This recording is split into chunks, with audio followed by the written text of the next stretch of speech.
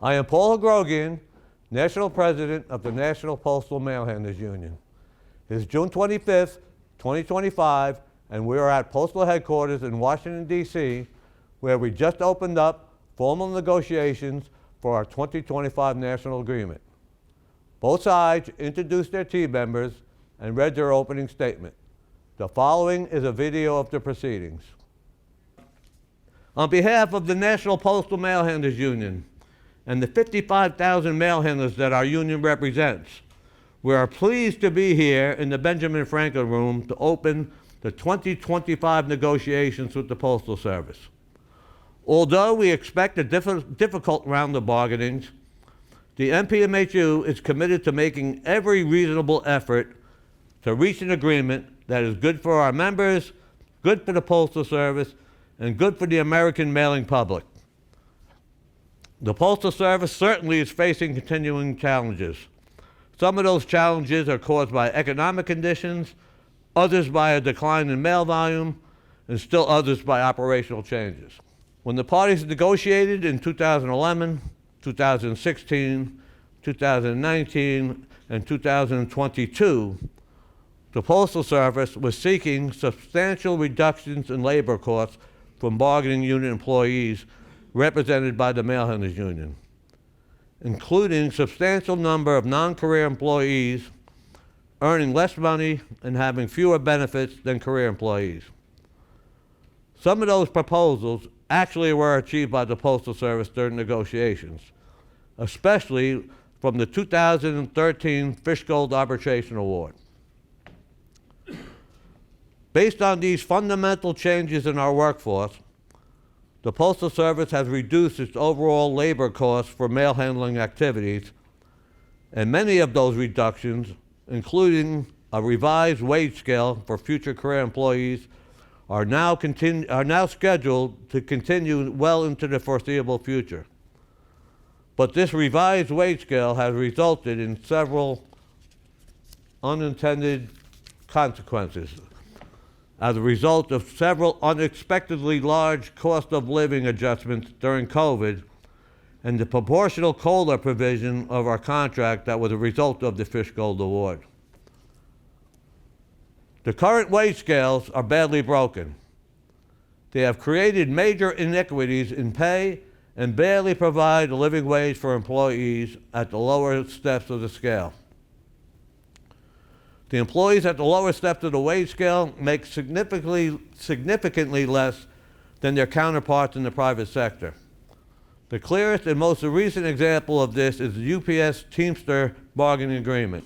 In short, the current wage scale, as set forth in the national agreement, make it extremely difficult, if not impossible, to recruit and retain new employees in the mail handler craft.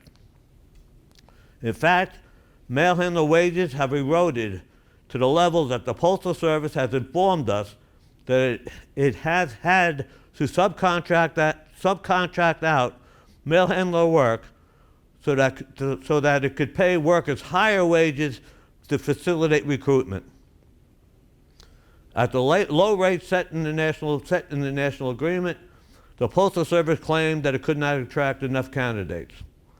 What is clear is that the Mail Handlers Union and the Postal Service have a shared interest in creating a fair wage scale that allows the Postal Service both to hire new employees and retain those employees who will devote their career to this Postal Service.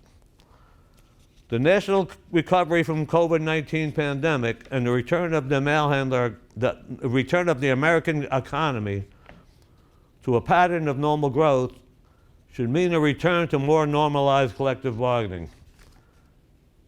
This should be a time for the parties to agree on a period of relatively stable labor relations without the massive disruptions and dislocations that may be caused by unnecessary subcontracting or privatization. The Mail Handlers Union remains deeply committed to the negotiating process. Certainly, the NPMHU will continue to work with the Postal Service to address extraordinary circumstances. Mail handlers were essential workers who reported to work every day during the pandemic, risking their own health and the health of their families. The NPMHU has worked with the former and current Postmaster Generals to ensure that the network redesign outlined in the Delivering for America plan is being implemented properly. Through several memoranda of understanding, the Mail Handlers Union provided the Postal Service with the additional staffing it needed to roll out the DFA. The NPMHU worked with the Postal Service to provide hundreds of millions of COVID test kits to the American people. The NPMHU also worked with the Postal Service to ensure that our nation's elections were conducted efficiently and fairly. We will continue to be a partner with the Postal Service to move the institution forward. But we also expect the Postal Service to work with the NPMHU to negotiate a contract that rewards mail handlers for the hard work and dedication that we have exhibited during the past difficult years. We expect and will demand that the Postal Service engage in good faith bargaining on all issues that are properly the subject of mutual bargaining. Today, obviously, is neither the time nor the place for discussing specific proposals. Not only are formal negotiations just beginning, but the Mail Handlers Union does not believe it is productive to negotiate in public, in the newspapers, or in the halls of Congress.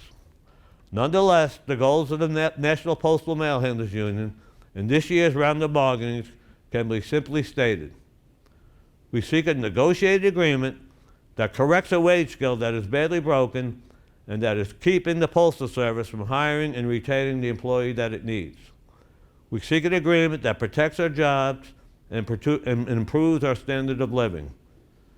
We seek a negotiated contract that improves the status of all mail handlers, including both employees who have devoted their work lives to the Postal Service or our newest members who are the future of the Postal Service. We seek a contract that minimizes the dislocation of mail handlers whose career might be involuntarily disrupted by subcontracting, accessing, or downsizing, and we seek to stop future subcontracting and continue the return of currently outsourced work to mail handler craft.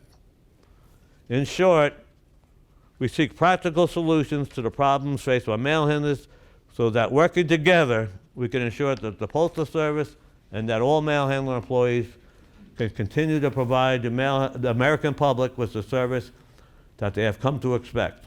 In closing, let me state that the National Postal Mail Handlers Union seeks to obtain a fair and just settlement with the Postal Service. We understand that these negotiations will be difficult, but if management makes reasonable proposals and counter-proposals at the bargaining table, we certainly will recommend ratification to our membership. We also hope for and expect the same attitude from postal management, that reasonable proposals from the union will be met with acceptance. If both parties are able to adopt this approach to bargaining, I remain optimistic that we will be able to reach a negotiated settlement. Thank you very much. Looking this way here? Over here? All right. Thank you. And one here. We realize that times are tough for mail handlers in the Postal Service. We understand that the Postal Service continues to experience some economic and operational difficulties. Your negotiating team is up to the challenge presented by this year's negotiations. Over the next 3 months, we will work tirelessly to achieve a contract that is fair and just.